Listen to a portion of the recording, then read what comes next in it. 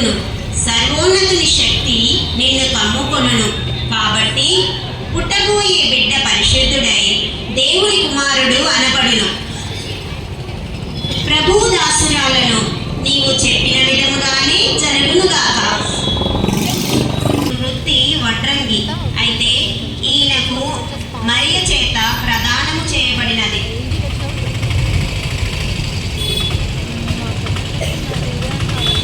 యోసేపు మరియ గర్భవతి అయినదని విని ఆమెను అవమానపరచనొల్లక రహస్యముగా విడిచిపెట్టాలని తనలో తాను ఆలోచించుకొనుచుండగా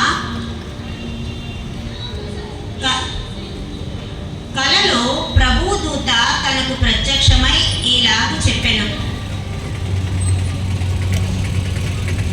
యోసేపు, ఓ యోసేపు, నీకు భర్తగా ప్రదానము చేయబడిన మరియను చేర్చుకొనుటకు భయపడకుము. ఎందుకనగా ఆమె గర్భము ధరించినది పరిశుద్ధాత్మ వలన కలిగినది. ఆమె ఒక కుమారుని కనును. తన ప్రజలను వారి పాపముల నుండి ఆయనే రక్షిస్తాడు గనుక ఆయనకు యేసు అని పేరు పెట్టెదవు. యేసు అనగా రక్షకుడు అని అర్థము.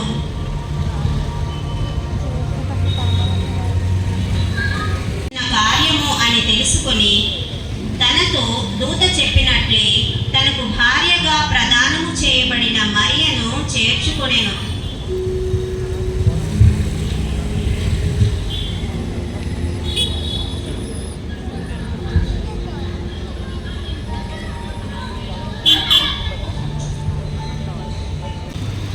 ఇందు మూలంగా యావత్ ప్రజలకు తెలియజేయవలసిందేమనగా ప్రజాసంఖ్య రాయవలనని మన రాజుగారైన కైసర గుప్తు వలన ఆజ్ఞాపింపబడింది ఏమంటే, ప్రజలంతా తమతో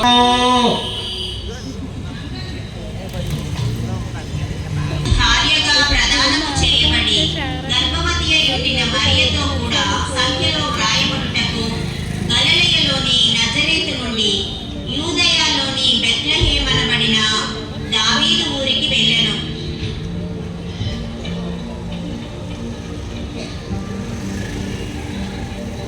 కొందరు గొర్రెల కాపరులు రాత్రి వేళ తమ మందను కాస్తూ ఉండగా వారికి దేవదూత ప్రత్యక్షమై ఈ విధంగా చెప్పెను,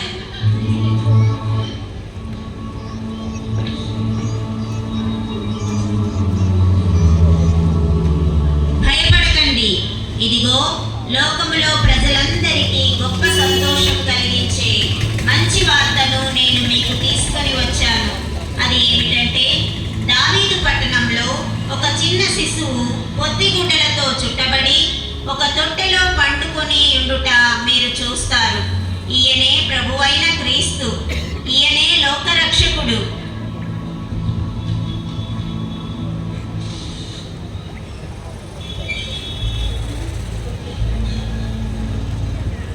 మిత్రులారా, మన కోసం రక్షకుడు పుట్టాడంట. ఇప్పుడే వెళ్ళి మనం ఆయన్ను చూడాలి. అవును, మనం వెళ్ళి చూసి వెంటనే ఈ విషయం అందరికీ చెప్పాలి. అవునవును, పదండి వెళ్దాం, పదండి వెళ్దాం. ఇంకెందుకు ఆలస్యం, పదండి వెళ్దాం.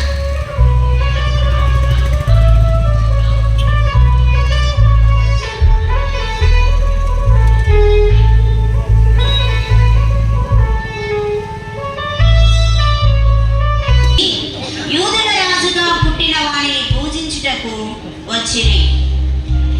అదిగో ఆ నక్షత్రాన్ని చూడండి, అది ఎంత వెలుగుతూ ప్రకాశిస్తూ ఉందో. అవునవును, ఎంత అద్భుతంగా ఉంది కదూ. అది మనకు ఒక రక్షకుడు పుట్టాడనే విషయాన్ని సూచిస్తుంది. అవునవును మిత్రులారా, ఆ నక్షత్రం అటుగా వెళ్తుంది. కాబట్టి దానిని వెంబడిద్దాం. పదండి పదండి పదండి వెళ్దాం.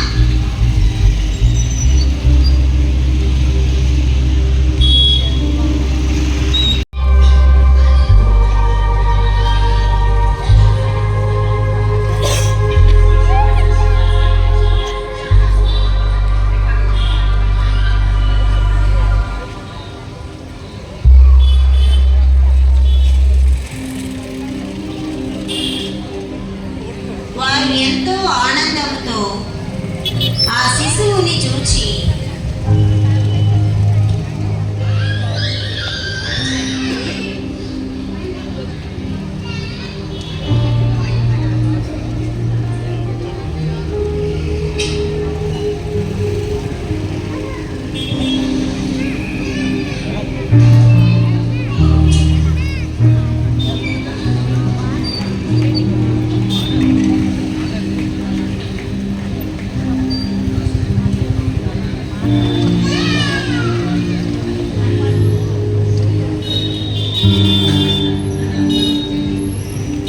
వారు ఎంతో ఆనందముతో ఆ శిశువును చూచి వారు తెచ్చిన విలువైన బహుమతులను బంగారము, సాంబ్రాణి, మూలమును రక్షకుడైన యేసును సమర్పించి ఆయనను పూజిస్తారు.